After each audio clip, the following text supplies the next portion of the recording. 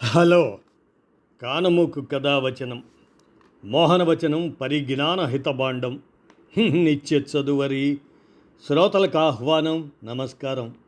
చదవదగునెవరు రాసిన తదుపరి చదివిన వెంటనే మరువక పలువురికి వినిపింపబూనినా అది ఏ పరిజ్ఞాన హితబాండమవుపో మహిళ మోహనవచనమై విరాజిల్లు.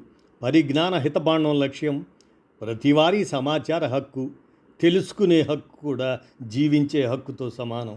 ఆ స్ఫూర్తితోనే ఇప్పుడు ప్రముఖుల జీవిత విశేషాలు శీర్షికన కామ్రేడ్ సిఆర్ 111వ జయంతి నివాళి అంశాన్ని మన కానమోకు కథ వచ్చిన శ్రోతలకు మీ కానమోకు స్వరంలో ఇప్పుడు వినిపిస్తాను, వినండి. కామ్రేడ్ సిఆర్ 111వ జయంతి ప్రముఖుల జీవిత విశేషాలు శీర్షికన ఆ జీవిత విశేషాలు వినండి. కామ్రేడ్ చంద్రరాజేశ్వరరావు భారత స్వాతంత్ర సమరయోధుడు, ప్రముఖ సామ్యవాది, తెలంగాణ సాయుధ పోరాటంలో కీలక నాయకుడు. ఆయన జీవితం భారతదేశంలో సామ్యవాద ఉద్యమానికి, సామాజిక న్యాయం కోసం పోరాటానికి ఒక గొప్ప ఉదాహరణగా నిలుస్తుంది. భారత కమ్యూనిస్ట్ పార్టీ సిపిఐకి 28 సంవత్సరాల సుదీర్ఘకాలం నేతృత్వం వహించిన చంద్రరాజేశ్వరరావు గారికి 111వ జయంతి జన్మదినం, ఆ నివాళి. చంద్రరాజేశ్వరరావు గారు పీడిత తాడిత ప్రజల హక్కుల కోసం తన సంపన్న కుటుంబ ఆస్తిని సైతం త్యాగం చేసిన నిరాడంబర ప్రజానేతగా ఆయన గుర్తింపు పొందారు. నిజాం నిరంకుశ పాలనకు, వెట్టి చాకిరీకి వ్యతిరేకంగా జరిగిన తెలంగాణ సాయుధ పోరాటం 1946 నుంచి 1951 ఆ ప్రాంతం వరకు కీలక పాత్ర పోషించారు కామ్రేడ్ సిఆర్, అదే చంద్రరాజేశ్వరరావు. అడవుల్లో గెరిల్లా దళాలకు శిక్షణ ఇవ్వడంలో, అలాగనే క్షేత్రస్థాయిలో ఉద్యమాన్ని నడిపించడంలో అగ్రనాయకుడిగా నిలిచారు. భారత విప్లవోద్యమం వ్యూహాల గురించి చర్చించడానికి మాస్కో వెళ్ళి సోవియట్ యూనియన్ అగ్రనేత జోసెఫ్ స్టాలిన్ను కలిసిన నలుగురు కమ్యూనిస్టు ప్రతినిధుల్లో అజయ్ ఘోష్, ఎస్ఏ డాంగే, బసవ పున్నాయిలతో పాటు చంద్రరాజేశ్వరరావు కూడా ఒకరు. రాజేశ్వరరావు ఆయన బాబ్రీ మసీదు వివాదం రేగినప్పుడు దేశ సమైక్యతను కాపాడటానికి, దానిని ఒక జాతీయ మ్యూజియంగా మార్చాలనే రాజీ ఫార్ములాను ఆయన ప్రతిపాదించారు. చంద్రరాజేశ్వరరావు గారు 1915 జూన్ 6న, అంటే 111 సంవత్సరాల క్రితం ఆంధ్రప్రదేశ్లోని తీరాంధ్ర ప్రాంతంలోని సంపన్న రైతు కుటుంబంలో జన్మించారు. ఆయన బాల్యం గ్రామీణ వాతావరణంలో గడిచింది. అక్కడ ఆయన రైతులు, కూలీల జీవన పరిస్థితులను సమీపంగా గమనించారు. ఈ అనుభవాలు ఆయనలో సామాజిక అసమానతలపై అవగాహనను పెంచాయి. అలాగనే సామ్యవాద భావజాలం వైపు ఆకర్షితులయ్యేలా చేశాయి. యుక్త వయసులోనే ఆయన భారత స్వాతంత్రోద్యమంలో చురుగ్గా పాల్గొన్నారు. కమ్యూనిస్టు భావజాలాన్ని స్వీకరించారు. తెలంగాణ సాయుధ పోరాటంలో ఆయన పాత్రను పరిశీలిస్తే 1946 నుంచి 1951 మధ్యకాలంలో జరిగిన తెలంగాణ సాయుధ పోరాటం రాజేశ్వరరావు గారి జీవితంలో ఒక ముఖ్యమైన అధ్యాయం. ఈ పోరాటం నిజాం పాలనలో రైతులు, కూలీలు ఎదుర్కొన్న దోపిడీకి వ్యతిరేకంగా జరిగిన ఒక సామాజిక, రాజకీయ ఉద్యమం. రాజేశ్వరరావు ఈ ఉద్యమంలో కీలక నాయకుడిగా రైతులను, కార్మికులను సంఘటితం చేశారు. ఆయన నాయకత్వంలో భూస్వామ్య వ్యవస్థకు వ్యతిరేకంగా భూ సంస్కరణల కోసం పోరాటం ఊపందుకుంది.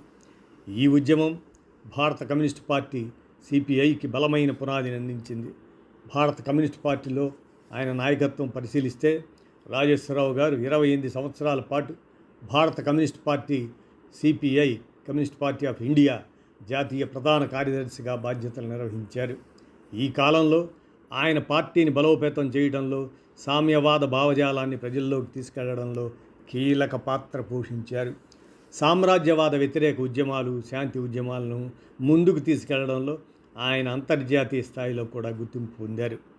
1992లో అనారోగ్య కారణాల వల్ల ఆయన ఆ కార్యదర్శి పదవి నుండి విరమించారు. సాధారణ జీవనం గడిపారు. అందరికీ ఆదర్శంగా నిలిచారు చంద్రరాజేశ్వరరావు. రాజేశ్వరరావు గారికి పిత్రార్జితంలో వచ్చిన ఆస్తిలో తన వాటాను పూర్తిగా పార్టీ కోసం వెచ్చించారు. పార్టీకి ఆయన విరాళంగా ఇచ్చిన లక్షలాది రూపాయలతో ఆ రోజుల్లో వందలాది ఎకరాలను కొనగలిగి ఉండేవారు. కానీ ఆయన ఆస్తులపై మమకారాన్ని ఏనాడు పెంచుకోలేదు. హైదరాబాద్ చిక్కడపల్లి సొసైటీలో ఇల్లు ఇస్తామన్నా వద్దన్నారు. ట్యాంక్ బండ్ సమీపంలో స్థలాన్ని తీసుకోమని మిత్రులు ఎంత కోరినా తీసుకోలేదు. ఆయన ఢిల్లీ వెళ్ళినా ఎక్కడికి వెళ్ళినా పార్టీ కార్యాలయంలోనే బస చేసేవారు. తన బట్టలను తానే ఉతుక్కునేవారు. ఎంత ఎదిగినా ఎంత పేరు ప్రతిష్టలు సంపాదించినా ఆయన చివరి వరకు నిరాడంబరంగానే జీవితం గడిపారు. మానవతావాది అయిన రాజేశ్వరరావు పార్టీ కార్యాలయాల్లో పనిచేసే చిన్న చిన్న కార్యకర్తలను సైతం ఆప్యాయంగా పలకరించేవాడు. కారు కానీ కార్యదర్శి కానీ లేకుండానే పని నిర్వహించారు. ఢిల్లీలో వేసవిలో ఉష్ణోగ్రత భరించరానంత ఉన్నప్పటికీ కూలర్ కానీ ఎముకలు కొరికే చలి ఉన్న హీటర్ కానీ వాడలేదు. పార్టీ క్యాంటీన్లో వాలంటీర్లతో కలిసి భోజనం చేసేవాడు. నాకు ఆస్తిపాస్తులు లేవు, నేను ఎవరికీ ఏమీ ఇవ్వవలసిన అవసరం లేదు, ఎవరి నుంచి ఏమీ తీసుకోలేదు అనేవాడు. పంచ కాలిపై కట్టి నెత్తికి తెల్లగొడ్డ చుట్టి గ్రామీణ ప్రజలతో కలిసిపోవటం ఆయన నైజం. గ్రాంధిక భాష వాడడు. ఎదుటివారు తన వైఖరిని విధానాలని విమర్శించినా చాలా ఓపికతో వినేవాడు.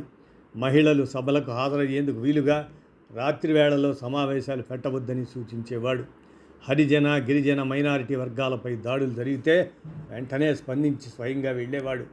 ఉభయ కమ్యూనిస్టు పార్టీల ఐక్య కార్యాచరణ ముందుకు సాగాలని కోరుకునేవారు. ఆయనకి అంతర్జాతీయ గుర్తింపుగా ఆయన్ని మనం పరిశీలిస్తే రాజేశ్వరరావు అంతర్జాతీయ కమ్యూనిస్టు ఉద్యమంలో చురుకైన పాత్ర పోషించారు. ఆయన శాంతి ఉద్యమాలు, సామ్రాజ్యవాద వ్యతిరేక పోరాటాలకు చేసిన కృషికి గాను అనేక అంతర్జాతీయ అవార్డులు అందుకున్నారు. సోవియట్ యూనియన్ ఆయనను ప్రతిష్టాత్మక ఆర్డర్ ఆఫ్ లెనిన్ అవార్డుతో సత్కరించింది. అలాగే బల్గేరియా ఆర్డర్ ఆఫ్ డెమిట్రోవ్ అవార్డును, చెకోస్లోవేకియా, మంగోలియా వంటి దేశాలు కూడా ఆయన్ను వివిధ అవార్డులతో గౌరవించాయి. ఈ అవార్డులు ఆయన గ్లోబల్ సామ్యవాద ఉద్యమంలో చూపిన నిబద్ధతకు నిదర్శనం అన్నమాట. శ్రీశ్రీని మొట్టమొదటిసారి మహాకవి పిలిచిన వారు చంద్రరాజేశ్వరరావే. శ్రీశ్రీ 1947లో భారత కమ్యూనిస్టు పార్టీ కార్యదర్శిగా పనిచేస్తున్న చంద్రరాజేశ్వరరావును అనుసరించి ఎన్నికల సభల్లో పాల్గొనేవారు. ఆ సమయంలో చంద్రరాజేశ్వరరావు నంద్యాల రాజకీయ సభలో శ్రీశ్రీని మొట్టమొదటిసారి మహాకవి అన్నారు. ఆ తర్వాత సాహిత్య లోకంలోనూ సాధారణ ప్రజల్లోనూ కూడా శ్రీశ్రీకి మహాకవి అన్న బిరుదు స్థిరపడిపోయింది. దేశ సమైక్యత కోసం కృషిలో భాగంగా చంద్రరాజేశ్వరరావును మనం పరిశీలిస్తే రాజేశ్వరరావు భారతదేశ సమైక్యతను కాపాడటంలో తన వంతు కృషి చేశారు. బాబ్రీ మసీదు వివాదం సమయంలో ఆయన దాన్ని మ్యూజియంగా మార్చాలని ఒక రాజీ ఫార్ములాను ప్రతిపాదించారు. ఈ ప్రతిపాదన దేశంలో మత సామరస్యాన్ని, శాంతిని కాపాడే దిశగా ఒక ముఖ్యమైన అడుగుగా పరిగణించబడింది. ఆయన ఎల్లప్పుడూ సామాజిక సమానత్వం, ఐక్యత మరియు శాంతిని ప్రోత్సహించే దిశగా పనిచేశారు. ఆయన వారసత్వాన్ని మనం గమనిస్తే చంద్రరాజేశ్వరరావు 1994 ఏప్రిల్ 9న కన్నుమూశారు. కానీ ఆయన వారసత్వం భారత కమ్యూనిస్టు ఉద్యమంలో, తెలంగాణ పోరాటంలో ఇప్పటికీ సజీవంగా ఉన్నది. మహానేతగా అంతర్జాతీయ స్థాయిలో గుర్తింపు ఉన్నప్పటికీ ఆయన జీవితాంతం అత్యంత నిరాడంబరంగా జీవించారు. తన సొంత ఆస్తులన్నింటినీ పేదల కోసం త్యాగం చేశారు. జీవిత చరమాంకంలో కేవలం 2-3 జతల బట్టలు తప్ప మరే ఇతర ఆస్తి లేకుండా మరణించిన ఆయన ఆదర్శవంతమైన జీవితం నేటి తరానికి ఎంతో స్ఫూర్తిదాయకం. ఆయన నాయకత్వంలో సిపిఐ ఒక బలమైన రాజకీయ శక్తిగా ఎదిగింది. అలాగనే ఆయన సామాజిక న్యాయం కోసం చేసిన కృషి అనేక మంది యువతకు స్ఫూర్తిగా నిలిచింది. ఆయన జీవితం దేశ స్వాతంత్రం, సామాజిక సమానత్వం, శాంతి కోసం అంకితమైన ఒక నిరంతర పోరాటంగా గుర్తించబడుతుంది. ఆయన స్మారకార్థం హైదరాబాద్ శివారులోని కొండాపూర్లో ఉన్న చంద్రరాజేశ్వరరావు ఫౌండేషన్లో కాంస్య విగ్రహాన్ని ఆవిష్కరించారు. చంద్రరాజేశ్వరరావు గారి జీవితం ఒక సామ్యవాది, స్వాతంత్ర సమరయోధుడు మరియు సామాజిక సంస్కర్తగా ఆయన చేసిన అసమాన కృషిని ప్రతిబింబిస్తుంది. తెలంగాణ సాయుధ పోరాటంలో ఆయన నాయకత్వం, కమ్యూనిస్ట్ పార్టీ ఆఫ్ ఇండియాలో దీర్ఘకాల నాయకత్వం, అలాగనే అంతర్జాతీయ గుర్తింపు ఆయన్ను భారత చరిత్రలో ఒక ప్రముఖ వ్యక్తిగా నిలిపాయి. ఆయన జీవితం రాబో తరాలకు సామాజిక న్యాయం, సమానత్వం కోసం పోరాడే స్ఫూర్తిని అందిస్తుంది అని అంటూ కామ్రేడ్ సిఆర్ 111వ జయంతి సందర్భంగా మన కానమూకు కథ వచ్చిన శ్రోతల తరఫున ఆయనకి జయంతి నివాళులు అర్పిస్తూ ఈ అంశాన్ని మన కానమూకు కథ వచ్చిన శ్రోతలకు ప్రముఖుల జీవిత విశేషాలు శీర్షికన వినిపించాను. విన్నారుగా, ధన్యవాదాలు.